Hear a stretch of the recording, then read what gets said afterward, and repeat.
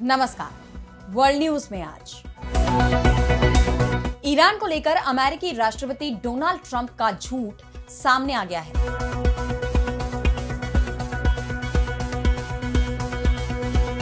Iran और Israel की हालिया जंग में अमेरिका ने भी ईरान के परमाणु ठिकानों पर बम बरसाए।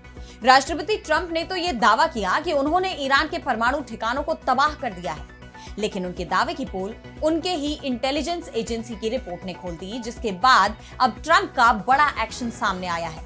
उन्होंने अपने इंटेलिजेंस चीफ को बर्खास्त कर दिया है। विपक्षी दलों का दावा है कि ईरान को लेकर ट्रंप की खुली पोल तो राष्ट्रपति ने इंटेलिजेंस चीफ को किया बर्खास्त। इस पर हम करेंगे विस्तार से चर्चा, लेकिन आइए जरा उन खबरों को भी देख लें जिन पर आगे होगी बात। रूस यूक्रेन युद्ध पर राष्ट्रपति ट्रंप का यू टर्न, बोले पुतिन जेलेंस्की की मुलाकात मुश्किल। यूक्रेनी राष्ट्रपति जेलेंस्की बोले पुतिन से मिलने से रोकने की हो रही है कोशिश। गजा में अकाल का ऐलान, संयुक्त राष्ट्र बोला 5 लाख लोग खाने की कमी के चलते मौत की कगार पर। इजरायल ने बताया झूठा दावा। यूनस सरकार की बांग्लादेशी मीडिया को धमकी, पूर्व पीएम हसीना के भाषण चलाए तो होगी कार्रवाई। कहा भ्रामक और भड़काऊ दावे करती हैं शेख हसीना। और चलते चलते में देखेंगे एक ऐसा मिनी ग्रह जहां मिले जीवन के सबूत। मार्स और जुपिटर के बीच मिला ड्वार्फ प्लैनेट। इन सभी खबरों पर हम विस्तार से करेंगे बात, लेकिन पहले एक नजर हेडलाइंस पर। म्यांमार में घुसपैठ कर रहा पाकिस्तान, पाक समर्थित उग्रवादी समूह अराकान रोहिंग्या सल्वेशन आर्मी ने अराकान आर्मी पर किया हमला। रखाइन में नया युद्ध। पाकिस्तान में फैक्ट्रियों से ज्यादा मस्जिद मदरसे, इकोनॉमिक सेंसस रिपोर्ट में चौंकाने वाले खुलासे। पहले से ही आर्थिक चुनौतियों से जूझ रहा है देश। भारत में अमेरिकी राजदूत बने सर्जियो गोर, राष्ट्रपति ट्रंप बोले मुझे उन पर पूरा भरोसा। सर्जियो पर मस्क और ट्रंप को लड़वाने का आरोप। कनाडा बोला अमेरिकी सामानों से जवाबी टैरिफ हटाएंगे। अमेरिकी राष्ट्रपति ट्रंप से बातचीत के बाद पीएम मार्क कार्नी का ऐलान, दोनों देशों की ट्रेड वार्ता में तेजी आने की उम्मीद। तो ईरान पर अमेरिका ने GBU-57 बंकर ब्लास्टर बम गिराए थे, जिसके बाद अमेरिका के राष्ट्रपति डोनाल्ड ट्रंप ने दावा किया था कि ईरान के न्यूक्लियर प्रोग्राम को हमने तबाह कर दिया है। लेकिन इसके बाद अमेरिका की खुफिया एजेंसियों ने जो खुलासा किया, उसने ट्रंप के दावे पर ही सवाल उठा दिए।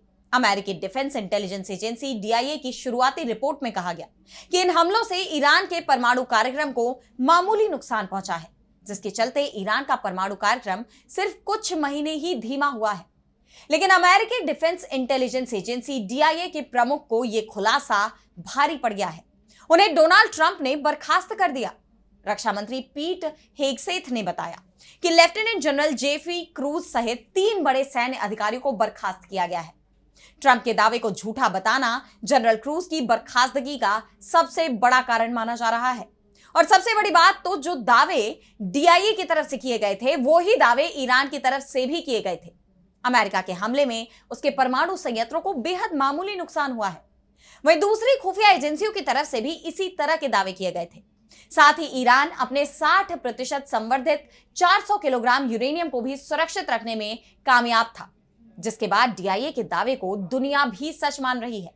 लेकिन DIA का खुलासा ट्रंप के दावे को झूठा बता रहा था, जिसके चलते ट्रंप की नाराजगी बढ़ती दिख रही थी और अब DIA चीफ पर कार्रवाई की गई है। इसके अलावा वाइस एडमिरल नैन्सी लेकोरे, जो नेवी रिजर्व की चीफ है, और रियर एडमिरल मिल्टन सैंड्स, जो नेवी सील और स्पेशल वॉरफेयर कमांड के प्रमुख हैं, उन्हें भी बर्खास्त कर दिया गया। पेंटागन ने इस बर्खास्तगी पर कोई टिप्पणी तो नहीं की है। वहीं विपक्षी नेताओं का आरोप है कि ट्रंप प्रशासन अब खुफिया एजेंसियों और सेना से सिर्फ वही राय चाहता है जो उनके राजनीतिक हितों को पूरा करती हो।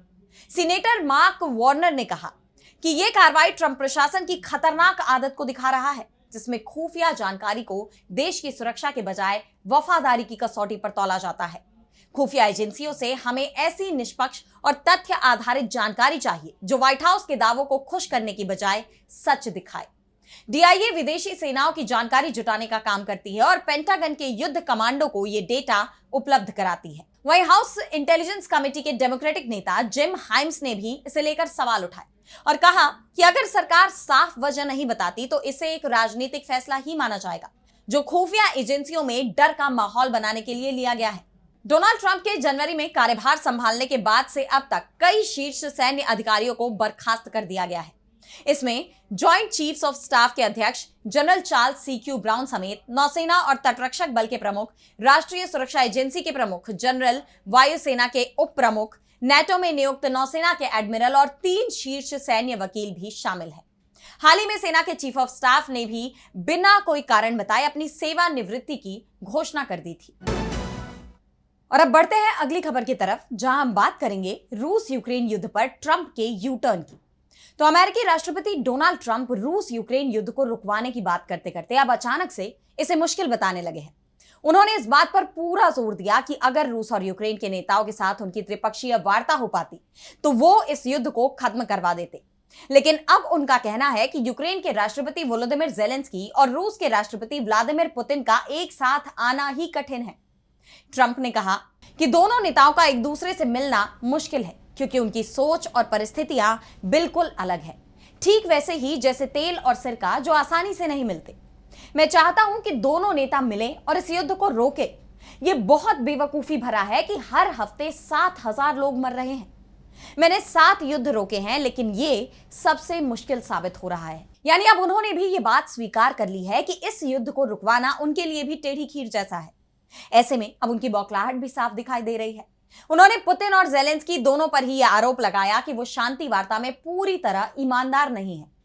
ट्रंप ने आगे कहा कि मैं चाहता हूं कि दोनों नेता एक साथ बैठे। अगर वे ऐसा नहीं करते तो मुझे देखना होगा कि ऐसा क्यों हुआ। इसके साथ ही उन्होंने चेतावनी भी दी कि अगर इस युद्ध को खत्म करने में रूस रुकावट पैदा करेगा तो मैं रूसी तेल पर 25 से 50% का भारी टैरिफ लगाऊंगा। अगले 2 हफ्तों में मैं इस युद्ध को लेकर एक बड़ा और महत्वपूर्ण फैसला लेने वाला हूं। अगले 2 हफ्तों में हमें पता चलेगा कि यह मामला किस दिशा में जाता है। यानी ट्रंप ने यह साफ कर दिया है कि अब अगर यह जंग खत्म नहीं हुई तो वो रूस पर भारी भरकम प्रतिबंध या टैरिफ लगा सकते हैं, या फिर यूक्रेन को भी यह कह सकते हैं कि यह युद्ध अमेरिका का नहीं है। हालांकि ट्रंप के इस प्रस्ताव पर रूस के विदेश मंत्री सर्गेई लावरोव का बयान भी सामने आया है। उन्होंने कहा कि राष्ट्रपति पुतिन अपने यूक्रेनी समकक्ष ज़ेलेंस्की से मिलने को तो तैयार है, लेकिन इसके लिए एक ठोस एजेंडा होना चाहिए जो अभी तैयार नहीं है। बैठक तभी होगी जब मॉस्को और कीव के बीच संघर्ष से जुड़े सभी मुद्दों पर विशेषज्ञों और मंत्रियों की तरफ से पूरी तरह से काम किया जाए। यानी पुतिन अगर ज़ेलेंस्की के साथ मुलाकात करेंगे तो अपनी शर्तों पर, यह तय है। वहीं यूक्रेन के राष्ट्रपति ज़ेलेंस्की का आरोप है कि राष्ट्रपति पुतिन के साथ उनकी मुलाकात को रोकने की पूरी कोशिश की जा रही है। कीव में नेटो महासचिव मार्क रूटे के साथ एक संयुक्त प्रेस कॉन्फ्रेंस में बोलते हुए ज़ेलेंस्की ने कहा कि बैठक को रोकने की जिम्मेदारी रूस की है, जबकि यूक्रेन नेताओं से मिलने से नहीं डरता। ऐसे में इस बैठक को लेकर सवाल गहराते जा रहे हैं कि क्या रूस अमेरिका के दबाव में आएगा, क्या दोनों नेताओं के बीच बैठक होगी, या ट्रंप रूस पर और कड़े प्रतिबंध लगाएंगे। और अब अगली खबर में बात होगी गजा की। तो इजरायली हमलों के चलते गजा में जो हालात फिलहाल बने हुए हैं उसे लेकर पूरा अंतर्राष्ट्रीय समुदाय चिंतित है। कई देशों ने इजरायली हमलों की कड़ी निंदा की है, उस पर अंतर्राष्ट्रीय कानून के उल्लंघन के आरोप लगाए हैं और साथ ही इजरायल के खिलाफ कड़ी कार्रवाई की भी मांग की है। गजा से जो तस्वीरें सामने आ रही हैं महिलाओं, बच्चों, पुरुषों की, वो काफी चिंताजनक है। खाना पानी के बिना गजा के लोग इजरायली हमलों का सामना करने पर मजबूर हैं। और अब तो संयुक्त राष्ट्र ने गजा में अकाल की भी घोषणा कर दी। The integrated food securities phase classification यानी IPC ने कहा कि गजा सिटी में अकाल की स्थिति है और ये संकट अगले महीने के अंत तक दक्षिण में दीर अल बलाह और खान यूनिस जैसे शहरों तक फैल सकता है। यहाँ के लगभग 5,14,000 लोग के सामने खाने पीने के सामान का संकट पैदा हो गया है और ये संख्या सितंबर के अंत तक बढ़कर 6,41,000 हो जाएगी। आपको बता दें कि IPC गजा शहर और आसपास के क्षेत्रों के लिए काम करने वाली वैश्विक भूख निगरानी संस्था है और उसने ये घोषणा ऐसे वक्त में की है जब लगातार गजा में खाने की कमी को लेकर चेतावनियां दी जा रही हैं। ये पहली बार है जब IPC ने अफ्रीका के बाहर दुनिया में कहीं अकाल दर्ज किया, जिसके बाद इस बात की उम्मीद जताई जा रही है कि इजरायल पर युद्ध विराम का दबाव बढ़ सकता है। लेकिन इजरायल के जो तेवर हैं उसे देख ऐसा होता नजर नहीं आ रहा। अभी भी इजरायल अपने रुख पर कायम है। उसने IPC के इस सर्वे को ही खारिज कर दिया। उन्होंने क्षेत्र में खाना नहीं मिलने से लोगों की जान जाने वाली खबरों को हमास की तरफ से फैलाया गया झूठ करार दिया है। बीते दिन ही इजरायल के रक्षा मंत्री इजराइल काट्ज ने गजा सिटी को पूरी तरह तबाह करने की धमकी दी है। ऐसे में सवाल ये उठ रहे हैं कि आखिर गजा की मासूम जनता कब तक ये संघर्ष झेलती रहेगी। क्या गजा में शांति आ पाएगी या इसी तरह जान गंवाने वालों का आंकड़ा बढ़ता रहेगा? और अब अगली खबर में बात करेंगे बांग्लादेश की। तो बांग्लादेश में यूनूस सरकार के फैसले एक के बाद एक विवादों से घिरते जा रहे हैं। अंतरिम सरकार के मुख्य सलाहकार मोहम्मद यूनूस लगातार पूर्व पीएम शेख हसीना के खिलाफ सख्त कदम उठा रहे हैं। पहले उनकी पार्टी अवामी लीग पर बैन लगा दिया और अब उनकी आवाज भी बंद करने की कवायद शुरू हो गई है। अब बांग्लादेश के नागरिक शेख हसीना की आवाज नहीं सुन पाएंगे क्योंकि अंतरिम सरकार ने उनके भाषणों के प्रसारण पर भी बैन लगा दिया है। यूनुस ने सभी मीडिया संस्थानों को चेतावनी दी कि अगर कोई भी अखबार, टीवी चैनल या ऑनलाइन पोर्टल पूर्व प्रधानमंत्री शेख हसीना के बयान प्रकाशित या प्रसारित करता है तो उनके खिलाफ तुरंत कानूनी कार्रवाई की जाएगी। यूनुस सरकार के इस फैसले पर सवाल उठ रहे हैं कि आखिर इसके पीछे की वजह क्या है? क्यों वो शेख हसीना से घबराई हुई है? क्या ये घबराहट आगामी चुनाव को लेकर है जो फरवरी 2026 में होने हैं? हालांकि इस फैसले को लेकर सफाई देते हुए सरकार की प्रेस शाखा की तरफ से जारी बयान में कहा गया कि कुछ मीडिया संस्थानों ने अदालत और कानून की अवहेलना करते हुए शेख हसीना का भाषण प्रसारित किया।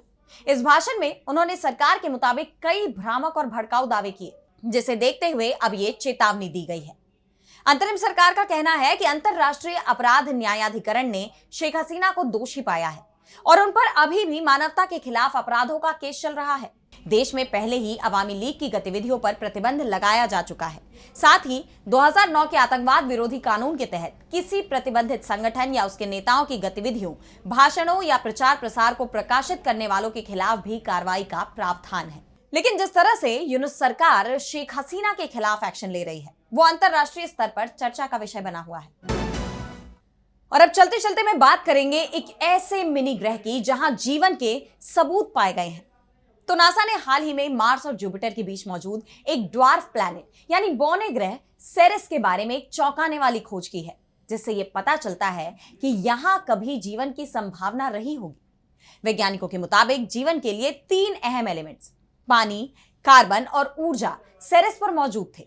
पहले नासा के डॉन मिशन ने सेरेस की सतह पर नमक के धब्बे यानी सॉल्टी स्पॉट्स पाए, जो सरफेस के नीचे एक बड़े खारे पानी के भंडार का सबूत थे। साल 2020 में यहां कार्बन एटम्स भी पाए गए, जो जीवन के लिए सबसे बुनियादी आधार माने जाते हैं। और सबसे नई खोज अब ऊर्जा से जुड़ी हुई है। एक ताजा स्टडी से पता चला है कि लगभग 2.5 अरब साल पहले सेरेस के कोर से गर्म पानी और गैसें लगातार ऊपर उठती थी। ये गर्मी ग्रह के अंदर मौजूद रेडियो एक्टिव एलिमेंट्स के टूटने से पैदा होती थी। धरती पर भी समुद्र की गहराइयों में ऐसे हाइड्रोथर्मल वेंट्स पाए जाते हैं जो सूक्ष्म जीवों यानी माइक्रोब्स के लिए ऊर्जा का स्रोत होते हैं। वैज्ञानिकों का मानना है कि सेरेस पर भी ऐसा ही माहौल रहा होगा, यानी वहां जीवन के लिए संभावना मौजूद थी। हालांकि आज सेरेस एक ठंडा और बर्फीला ग्रह है। इसका अंदरूनी पानी लगभग जम चुका है और रेडियो एक्टिव प्रोसेस भी अब कमजोर हो चुकी है, जिससे अब यहां जीवन की कोई संभावना नहीं रह गई। ये खोज इस बात पर जोर देती है कि जीवन की संभावना सिर्फ बड़े ग्रहों तक ही सीमित नहीं है, बल्कि सौर मंडल के छोटे पिंडों पर भी जीवन पनप सकता है। भविष्य के मिशनों से सेरेस के और भी राज अभी सामने आ सकते हैं, जो शायद ये साबित करे कि पृथ्वी ही ब्रह्मांड में जीवन की इकलौती जगह नहीं है। फिलहाल आज इस वर्ल्ड बुलेटिन में इतना ही। देश दुनिया की तमाम बड़ी खबरों के लिए देखते रहिए डीबी लाइव और मुझे दीजिए इजाजत। नमस्कार।